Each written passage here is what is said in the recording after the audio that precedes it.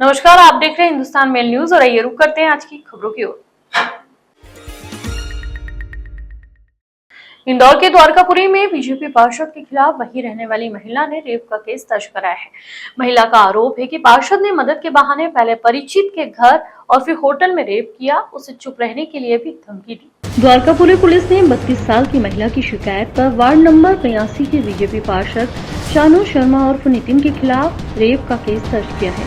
पीड़िता ने बताया कि 2020 में कोरोना के दौरान उसकी पहचान पार्षद शर्मा से हुई थी। पिछले साल रुपयों को लेकर परेशानी होने पर पार्षद से मिलने गई थी। तब पार्षद ने मुझे रुपयों की परेशानी पूरी तरह से खत्म करने और सरकारी नौकरी दिलाने के एवज में शारीरिक संबंध बनाने को कहा। द्वारकापुरी में ये मामला सामने आया है जिसमें कि जो फरियादी है उसके द्वारा एक आवेदन पत्र दिया गया है। थाना द्वारकापुरी में उसके द्वारा ये बताया गया है कि उसका डाइवोर्स हो गया था और उसके बाद उसकी जो बता रहे हैं जो आरोपी है, आरोपी से कोरोना के समय उससे मुलाकात हुई थी और कोरोना के बाद कुछ सामान का लेन देन हुआ। फिर उसके बाद जो भी उसके पास फाइनेंशियली काफी कमी थी, उसने बोला कि मैं लोन भी भरूंगा और उसके बाद फिर उसको नौकरी पर भी अपने ऑफिस में रख लिया। फिर कुछ समय बाद फिर नौकरी से निकाल दिया गया और उसके साथ शारीरिक संबंध बनाए जबरदस्ती। तो इस तरह की बात उसने आवेदन दिया है। उस आवेदन पर दुष्कर्म की विभिन्न धाराओं के तहत केस रजिस्टर किया जाकर इन्वेस्टिगेशन में लिया गया है। इन्वेस्टिगेशन में आए हुए तथ्यों के आधार पर वैधानिक कार्रवाई की जा रही है। बारिश के सीजन में पिकनिक स्पॉट और वाटरफॉल में डूबने से होने वाली मौत पर बड़ा एक्शन हुआ है। इंदौर कलेक्टर ने ऐसे झरने या एकांत इलाकों में एंट्री पर बैन लगा दिया। यह भी कहा कि यदि उल्लंघन किया तो केस दर्ज किया जाएगा। उधर पीड़ित परिवारों ने सलाह दी है कि ऐसे स्पॉट्स पर पूर्व के हादसे का जिक्र भी किया जाए। दरअसल 5 साल में करीब 40 लोग ऐसी जगह अपनी जान गंवा चुके हैं। अधिकतर लोग 16 से 25 साल के युवा थे। ज्यादातर जानें डूबने या फिर फिसलकर डूबने से गई। बता दें, कलेक्टर आशीष सिंह ने मंगलवार को प्रतिबंधात्मक आदेश जारी किए हैं। आदेश का उल्लंघन करने वाले लोगों के खिलाफ केस दर्ज होगा।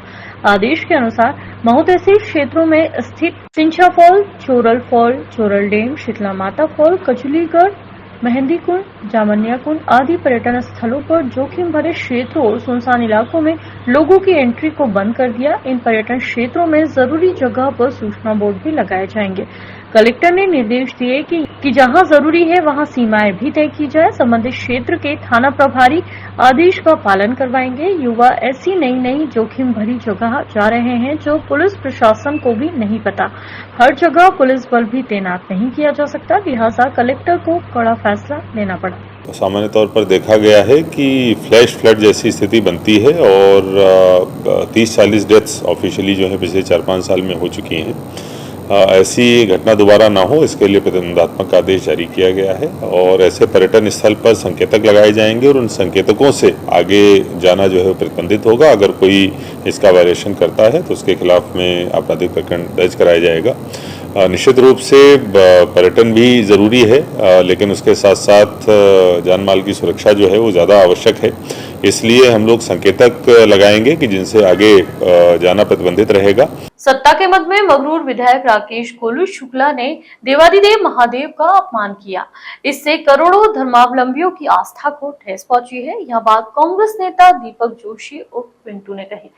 उन्होंने गोलू शुक्ला की कावड़ यात्रा में एक होर्डिंग का चित्र जारी कर इस बात पर दुख जताया कि शुक्ला ने देवादिदेव महादेव को अपने चरणों में बैठाकर उनका घोर अपमान किया है। ऐसा लगता है कि शुक्ला भगवान से अपने नाम की कावड़ यात्रा निकला रहे हैं। बता दें, पिंटू जोशी ने कहा कि विधायक के इस कृत्य से उनका और उनकी पार्टी भाजपा का असली चेहरा सामने आ गया है, जो धर्म और जाति की आड़ में समाज को विभाजित करने पर तुले हैं।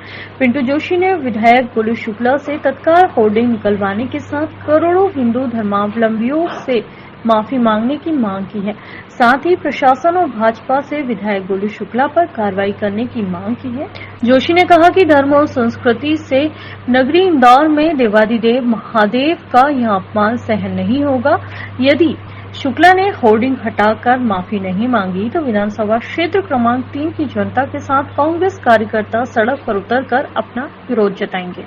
इंदौर में पहली बार ड्रोन की मदद से इंदौर के पलासिया से महू तक ब्लड यूनिट पहुंचाया गया। ड्रोन ने मात्र 16 मिनट में 25 किलोमीटर की दूरी तय की। सड़क मार्ग से 1 घंटे से ज्यादा का समय लगता है। ब्लड बॉक्स लेकर ड्रोन ने इंदौर के पलासिया स्थित मेडिकेयर अस्पताल से दोपहर में उड़ान भरी और फिर महू के मेवाड़ा मेडिकेयर अस्पताल में सुरक्षित उतार लिया गया। वापसी में इंदौर आने में सिर्फ 17 मिनट का समय लगा। गंभीर मरीजों को तुरंत आकस्मिक चिकित्सा पहुंचाने में यह काफी मददगार हो सकता है। ड्रोन में ट्रायल के लिए एक यूनिट ब्लड रखकर महू भेजा। इस दौरान ड्रोन ने करीब 200 फीट की उड़ान भरी। वापसी में भी ड्रोन ने 200 फीट की उड़ान भरी और फिर 17 मिनट में इंदौर पहुंचा। मेडिकेयर के डॉक्टर आर.के. लोहाटी, पार्थ लोहाटी, श्याम मुंदड़ा, प्रीति सैनी करीब 2 महीने से इस प्रोजेक्ट पर काम कर रहे थे। ड्रोन सेंसर के जरिए काम करता है और यह सेट की हुई लोकेशन पर अपने आप को लैंड कर जाता है। Chief project director Parth Lohati ने बताया कि ट्रायल के लिए 1 हफ्ता पहले आवेदन किया था। पुलिस विभाग और एडीसी से सोमवार को ही अनुमति मिली। मंगलवार को ट्रायल किया गया। ड्रोन एक दिन में 500 किलोमीटर की यात्रा कर सकता है। 60 किलोमीटर की दूरी 35 मिनट में पूरी हो जाती है। ड्रोन में कोल्ड स्टोरेज सहित मेडिकल ट्रांसपोर्टेशन की सभी सुविधाएं मौजूद हैं। पहुंच विहीन इलाकों के लिए यह तो वरदान है। ड्रोन का वजन 12 किलो था। टेस्टिंग ड्रोन 10 किलो तक का वजन उठा सकता है। Chairman doctor R K. लोहाटी ने कहा कि पीएम के पायलट प्रोजेक्ट के तहत जाम लगने, पुल टूटने या अन्य कारणों से मार्ग बाधित होने पर ड्रोन से स्वास्थ्य सेवाएं देने की योजना थी। इससे दूरस्थ क्षेत्रों में स्वास्थ्य सेवाएं पहुंचाने में भी काफी मदद मिलेगी। इंदौर में धोखाधड़ी के मामले लगातार बढ़ रहे हैं, लेकिन अब धार्मिक स्थल भी धोखाधड़ी की जड़ पे आते हुए नजर आ रहे हैं। ऐसा ही एक ताजा मामला एरोड्रोम पुलिस द्वारा दर्ज किया गया है, जिसमें भक्तों से मंदिर के विकास के लिए 1100 रुपए के चंदे के रूप में वसूले गए। पूरे मामले में पुलिस के मुताबिक एरोड्रोम थाना क्षेत्र स्थित श्री सिद्ध हनुमान मंदिर हजूरगंज में काफी प्रसिद्ध मंदिर है। मंदिर को लेकर रहवासी गोविंदा अवस्थी द्वारा शिकायत दर्ज कराई गई है कि मंदिर ट्रस्ट के नाम पर रहवासियों से 1100 प्रत्येक घर से चंदा वसूला गया और मंदिर निर्माण और विकास की बात कही गई थी। इसी के साथ चंदे का रुपया स्वयं पर खर्च कर मंदिर पर चंदे को लेकर बोर्ड भी लगाया गया, जिसके कारण तमाम लोगों की भावनाएं आहत हुई है। पूरे मामले में पुलिस ने महेश, विजय और प्रवीण नामक 3 व्यक्तियों के खिलाफ धोखाधड़ी सहित विभिन्न धाराओं में प्रकरण दर्ज कर जांच पड़ताल शुरू कर दी है। इनके द्वारा मंदिर के जो ट्रस्ट है सिद्ध हनुमान मंदिर, उसके ट्रस्ट के नाम पर चंदा का बोर्ड लगाकर और प्रत्येक रहवासी से 1100 रुपए का चंदा लिया निर्माण कार्य कराने के लिए। लेकिन इनके द्वारा उसमें मंदिर जो ट्रस्ट के लिए कोई भी काम नहीं कराया और स्वयं पर ही पैसा खर्च कर लिया गया। अतः इनके द्वारा सभी जो रहवासियों के साथ धोखाधड़ी की गई। इस पर से थाना एरोड्रोम में 420-34 के तहत महेश अग्निहोत्री के खिलाफ मामला पंजीबद्ध कर लिया गया है। इन्वेस्टिगेशन जारी है। इन्वेस्टिगेशन के आधार पर अन्य आरोपियों की संख्या बढ़ाई जा सकती है और इसमें जो चंदे का बोर्ड लगाकर जो चंदे का उपयोग कहां किया गया है, इस संबंध में भी इन्वेस्टिगेशन जारी है। इंदौर में खाना मांगने के नाम पर मजदूरों द्वारा नाबालिग बच्चों के साथ की गई पिटाई के मामले में पुलिस द्वारा 5 लोगों के खिलाफ हत्या सहित विभिन्न धाराओं में केस दर्ज किया गया। मृतक नाबालिग बच्चों को परिजन मृत अवस्था में उत्तर प्रदेश से लाए थे, जहां पर पोस्टमार्टम रिपोर्ट और अन्य सबूत के आधार पर केस दर्ज किया गया। पूरे मामले में पुलिस द्वारा बताया गया कि उत्तर प्रदेश के ग्राम अशरफपुर फैजगंज, जिला अमरोहा, उत्तर प्रदेश के रहने वाले 12 वर्षीय नाबालिग बच्चों की मौत से जुड़ा हुआ मामला है। पूरे मामले में पुलिस द्वारा बताया गया कि 19 अगस्त 2023 में नाबालिग बच्चों को ठेकेदार मकबूल, इकराम, हसन और तबारक सहित अन्य एक के खिलाफ हत्या सहित विभिन्न धाराओं में केस दर्ज किया गया है। बताया जा रहा है कि नाबालिग बच्चा अपने भाई के साथ उत्तर प्रदेश से यहां पर सिलाई सीखने के लिए रेडीमेड कॉम्प्लेक्स में आया था और इसी दौरान ठेकेदार और अन्य लोगों के द्वारा उसे खाना लाने के लिए बोला गया, जिस पर नाबालिग बच्चों ने मना कर दिया था, जिसके साथ मारपीट की गई थी और फिर नजदीकी अस्पताल ले जाया गया, जहां पर उसे डॉक्टर्स ने मृत घोषित कर दिया। फिर ये मृत्यु होने के बाद उस लड़के को वो अपने घर उरई ले गए, लेकिन वहां पर जब उनको चोट दिखाई दी तो उनके द्वारा वहां पर पोस्टमार्टम कराया गया।